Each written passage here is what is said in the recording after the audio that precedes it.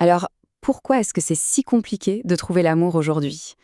On a tous un peu grandi avec cette idée, vous savez, des contes de fées, du grand amour, de la personne parfaite qui nous attend quelque part.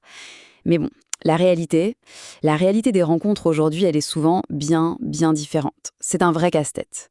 Alors, comment on explique cet énorme décalage? Eh bien, c'est vraiment la question qui est au cœur de notre réflexion aujourd'hui.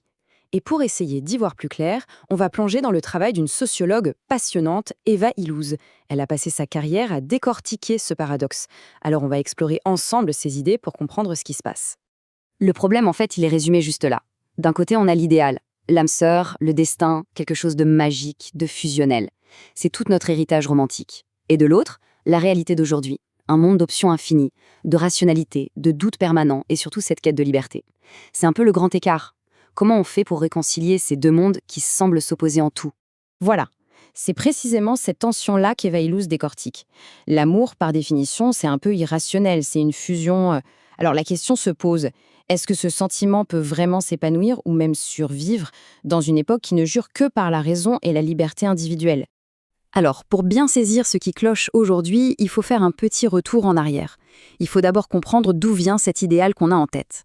Remontons aux sources, aux origines de ce qu'on appelle l'amour romantique. Et là, il y a une première idée super importante à saisir. L'amour romantique, à la base, ce n'était pas du tout lié au mariage. Au contraire, c'était une idée presque subversive, une sorte de rébellion contre les conventions. C'est bien plus tard, au XIXe siècle, qu'il a été, comme le dit Illouz, domestiqué et intégré au mariage bourgeois. Ça change déjà pas mal la perspective, non? Et alors, accrochez-vous bien parce que les caractéristiques de cet idéal sont, elles sont intenses, vraiment. Selon Illouz, ce modèle est directement inspiré de la dévotion religieuse de l'amour d'un croyant pour son Dieu. C'est pour ça qu'il est absolu, sans compromis. Il est exclusif, comme un Dieu jaloux, on ne peut en aimer qu'un. Il est total, il doit nous consumer entièrement. Et, point crucial, il accepte la souffrance. Il est même prêt à aller jusqu'à la mort par amour. On est très, très loin de la petite comédie romantique sympa. Le maître mot ici, c'est l'intensité pure. Bon, on a posé les bases de cet idéal historique. Maintenant, avançons dans le temps, vers le moment où tout bascule. Le grand tournant. Le moment où les fondations de ce vieil édifice romantique se sont mises à trembler. Et où un paysage amoureux complètement nouveau a commencé à émerger. Et ce grand tournant, il a une date ou plutôt une décennie, les années 60. Après ça, plus rien ne sera comme avant. Illouz parle vraiment d'une grande transformation. C'est une véritable révolution qui a redéfini toutes les cartes de l'amour, du sexe, des relations. Et cette révolution, elle repose sur 3 piliers. D'abord, l'autonomie. Les relations se libèrent du poids de la famille, de la communauté, on choisit pour soi. Ensuite, l'arrivée d'une logique de marché. Avec la liberté sexuelle, on entre dans un système d'offres et de demandes. Et enfin, le troisième point, qui est peut-être le plus important, l'expansion massive du nombre de partenaires potentiels. Le choix devient gigantesque. Et ces 3 éléments, mis ensemble, ont complètement réécrit les règles du jeu amoureux. Et c'est sur ce troisième point, le choix, que l'analyse d'Illouz devient vraiment percutante. Le choix, c'est devenu la valeur cardinale de notre époque, le symbole de notre identité. Mais, et c'est tout le paradoxe, en amour, cette abondance de choix a des conséquences totalement inattendues. Cette citation d'Eva Illouz le résume à la perfection. On a cette idée bien ancrée que plus on a de choix, plus on est libre. C'est presque une évidence pour nous. Mais ce qu'elle nous dit, c'est attention, avoir plus de choix ne signifie pas nécessairement être plus libre. Et ça change tout. Pour qu'on comprenne bien, elle utilise une analogie géniale qui vient d'une expérience de psychologie. Imaginez une situation. Un objet est vendu aux enchères. Il est seul, unique, sous les projecteurs. Tout le monde le désire. Sa valeur grimpe en flèche. On est en mode enchère. Maintenant, prenez exactement le même objet et mettez-le sur l'étagère d'un supermarché, perdu au milieu de dizaines d'articles similaires. Là, on passe en mode étagère. Et qu'est-ce qui se passe? Sa valeur perçue s'effondre. On le compare, on cherche le moins cher. Le contexte a tout changé. La comparaison, en fait, a détruit sa valeur. Et voilà, c'est là que le déclic se fait. Les applications de rencontres, c'est exactement ça. Elles nous mettent en mode étagère. On swipe, on compare des centaines de profils les uns à côté des autres. Et ce faisant, même sans s'en rendre compte, on est structurellement poussé à dévaloriser chaque personne. Chacun devient une option parmi d'autres, une marchandise sur une étagère. Et les conséquences de ce mode étagère sont assez terribles. Premièrement, ça nous pousse à la maximisation.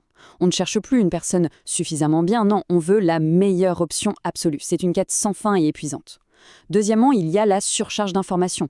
Trop de choix, trop de données, ça finit par nous paralyser, on ne sait plus quoi décider. Et enfin, le plus gros problème, ça nous force à utiliser notre cerveau rationnel, notre tableur Excel mental, pour un sentiment qui, à la base, est censé être intuitif, magique, ineffable. On essaye de rationaliser les rationnels. Tout ça, ça nous amène à un concept clé chez les sociologues qu'Illouz reprend, le désenchantement. Ça sonne un peu dramatique, mais l'idée est simple, l'amour a perdu une partie de sa magie, de son mystère. Alors regardons un peu ce que ça veut dire pour l'avenir des relations. En gros, plusieurs grandes forces de la modernité nous poussent à nous méfier de nos propres sentiments. Il y a la science qui nous explique que l'amour, ce sont des hormones, de l'ocytocine, de la sérotonine, une simple affaire de chimie. Il y a le féminisme qui, et c'est un progrès essentiel, a déconstruit les mythes de l'amour romantique pour montrer comment il cachait des rapports de domination. Et puis, il y a la psychologie omniprésente qui nous encourage à analyser, suranalyser la moindre de nos émotions.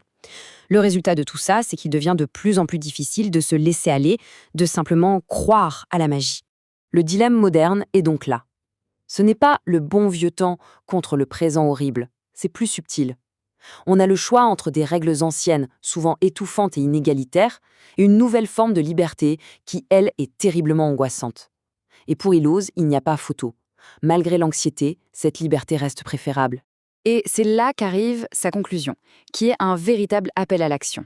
L'idée, ce n'est surtout pas de tenter un retour en arrière. C'est impossible, et ce n'est même pas souhaitable. Non, le véritable défi, c'est d'inventer et de discuter ensemble de nouveaux codes, d'une nouvelle éthique pour les relations, qui soit adaptée au monde dans lequel on vit. Et, contrairement à ce qu'on pourrait penser, sa vision n'est pas du tout pessimiste. Au contraire, elle affirme qu'un amour heureux est non seulement possible, mais qu'il peut être plus riche qu'avant. Ce n'est plus l'amour passionnel et tragique de l'ancien idéal.